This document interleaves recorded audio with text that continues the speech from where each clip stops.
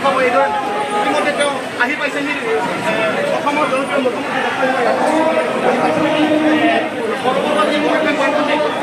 আহি পাইছেহি আৰু ইয়াৰ পৰা তেওঁ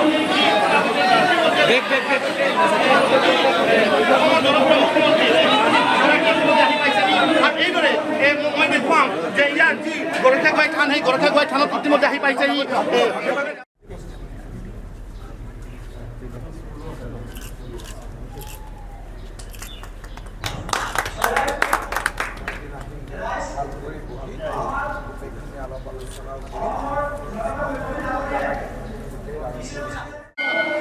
ইয়াৰ পৰা আৰম্ভ হ'ব যিহেতু থানত চাকি জ্বলে দেই